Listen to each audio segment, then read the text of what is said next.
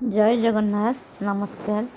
ଆସନ୍ତୁ ଶୁଣିବା ମଞ୍ଜୁବାଳା ଦାସଙ୍କର ଆତ୍ମଜୀବନୀ ମୋ ପିଲାଦିନର 7ମ ଭାଗ। ବିଷୟ ହେଉଛି ଆଜି ମାଛ ଝୋଳ କାଲି ପଙ୍କୁଆଣି। ଫିଷ୍ଟ କରିବା ଆମର ପିଲାଦିନ ଗୋଟେ ବଡ଼ ସଉକ ଥିଲା। ଆମେ ଭୋଜି କହୁନଥିଲୁ, ଫିଷ୍ଟ ହିଁ କହୁଥିଲୁ। ଅତି ପିଲାବେଳେ ବାପା ଫିଷ୍ଟ କରୁଥିଲେ। ଆମ ଘରକୁ କୁକୁଡ଼ା ତରକାରୀ ଆସୁଥିଲା। ଆମେ ପିଲାଦିନେ ରାତିରେ ଶୋଇଯାଇଥାଉ, ସକାଳୁ ଖାଉ। ଚତୁର୍ଥ ଶ୍ରେଣୀରେ ପଢ଼ିଲା ବେଳକୁ ଆମ ବଡ଼ମାନଙ୍କ ସାହାଯ୍ୟ ନେଇ ଆମେ ଫିଷ୍ଟ କଲୁ। ମୋ ଜେଜେମା, ଖୁଡ଼ି, ବିଶେଷ କରି ଟୁକୁନା ଖୁଡ଼ି ପ୍ରାୟ ସବୁ ଫିଷ୍ଟରେ ଆମକୁ ରୋଷେଇ କରିଦେଉଥିଲେ। ବାସନ ମାଜି କାମରେ ସାହାଯ୍ୟ କରୁଥିଲେ ଏବଂ ଝିଅମାନଙ୍କୁ ସେ ଭାରି ଭଲ ପାଆନ୍ତି। ଟୁକୁନା ଖୁଡ଼ି ଝିଅମାନଙ୍କୁ ଭାରି ଭଲ ପାଆନ୍ତି। ସେ କହନ୍ତି ଝିଅ ଭଳି ଜିନିଷ କେଉଁଠି ମିଳିବ। ନିରାଳା ବି ଆମକୁ ବହୁତ ଫିଷ୍ଟ କରିବାକୁ ବହୁତ ଉତ୍ସାହିତ କରନ୍ତି। ପ୍ରାୟ ଝିଅମାନେ ଆମେ ଫିଷ୍ଟ କରୁ। ଆମ ସାଙ୍ଗରେ 2-3ଟା ପୁଅ ଥାଆନ୍ତି। କାଳିଆ, ବାବୁ ଏମାନେ ଥାଆନ୍ତି।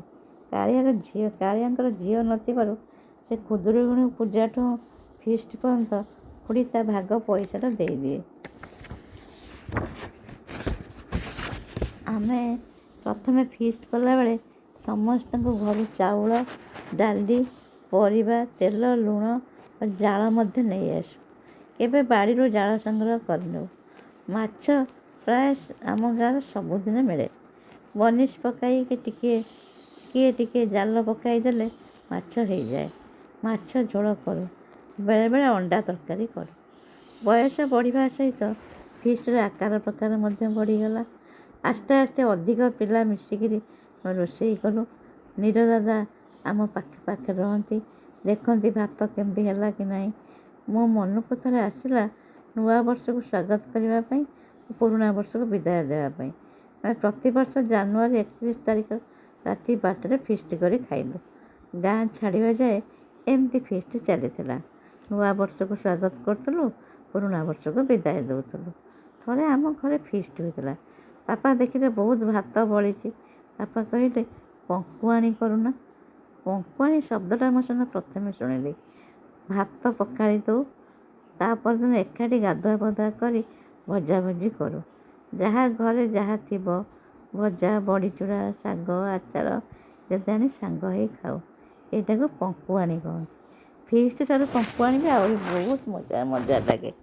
ଶୀତଦିନେ ଖଳାରେ ବସି ଘରୁ ଭାତ, ଭଜା, ଶାଗ, କମଳା ଚକଟା, ଆଳୁ ଭର୍ତ୍ତା କେତେ ପ୍ରକାର ଯିଏ ଯାହା ଆଣିଲା ଆଣି ଏକାଠି ବସି ଖାଉ। କେତେ ଆନନ୍ଦ ମିଳେ କହିହେବନି। ବେଳେବେଳେ ନିରାଦାଙ୍କ କଦଳୀ ବାଡ଼ି, ଠାକୁର ବାଡ଼ିରେ ଫିଷ୍ଟ କରୁ। ସେ ଫିଷ୍ଟର ସ୍ୱାଦ ପଞ୍ଚତାରକା ହୋଟେଲରେ ବି ମିଳିବନି। ଫିଷ୍ଟ ବ୍ୟତୀତ ମୁଢ଼ି ନଡ଼ିଆ, ବାଦାମ ଭଜା, ଖଟା ପାଣି, ଦୟା, କୋଳି ଚକଟା, କମଳା ଚକଟା, ଆମ୍ବ କଷି ଲୁଣ ଲଗାଇ ଖାଇକିରି ଆମେ ମଜା କରୁଥିଲୁ। ସୁଲଭ ଦୋକାନରେ ବାଦାମ ଭଜାର ସ୍ୱାଦ ଏବେକାର ବାଦାମ ଭଜାର ମିଳେନି। ନେତ୍ରା ଭାଇ ଦୋକାନରେ ଚେନାଚୁର, ଦିଲଖୁସ ଖାଇଲେ ସତରେ ଦିଲ୍ ଖୁସ ହୋଇଯାଏ।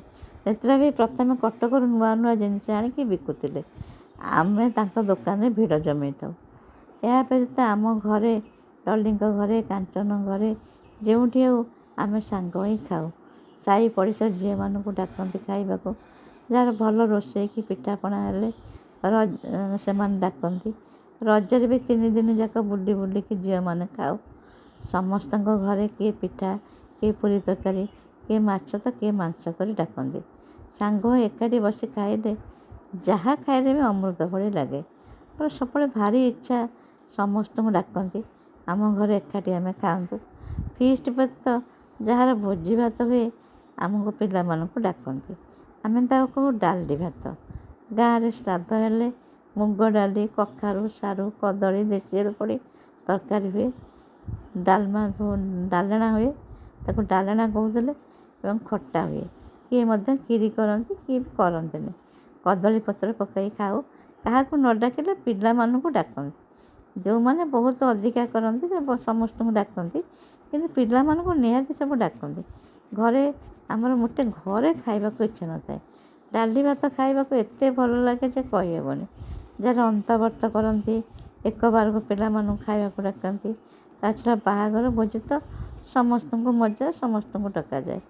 4-5 ଦିନ ପର୍ଯ୍ୟନ୍ତ ସାହିରେ ରୋଷେଇବାସ ବନ୍ଦ ହୁଏ। ପୁଅ ବାହାଘରରେ ମଙ୍ଗନ, ବରଯାତ୍ରୀ ଯିବା ଦିନ, ବର ଫେରିବା ଦିନ, ଚତୁର୍ଥୀ ଭୋଜି 4 ଥର ଖାଇବାକୁ ଦିଆଯାଏ। ଆମର ମଜା କହିଲେ ନ ସରେ। ଅଷ୍ଟପ୍ରହରୀ, ଚତୁର୍ଥ ପ୍ରହରୀରେ ଭୋଜି ଭାତ ନିଆରା। ଠାକୁର ବାଡ଼ିରେ ଦେବସ୍ନାନ ପୂର୍ଣ୍ଣିମା, ଅନ୍ନକୂଟ, ଅନ୍ୟ ପର୍ବରେ ଖାଇବାକୁ ଦିଆଯାଏ। ଠାକୁର ବାଡ଼ିରେ ପ୍ରସାଦର ସ୍ୱତନ୍ତ୍ରତା ଅଛି। ତା'ର ନିଆରା ଗୋଟିଏ ବାସ୍ନା। ଖାତା ପୂଜାରେ ଫଳମୂଳ ଭୋଗ ଖାଉ। ଶୁଦ୍ଧିକ୍ରିୟାରେ ମଧ୍ୟ ଅଲଗା ଅଲଗା ପ୍ରକାର ଖାଇବାକୁ ହୁଏ।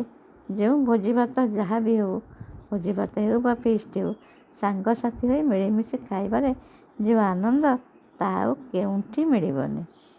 ନମସ୍କାର।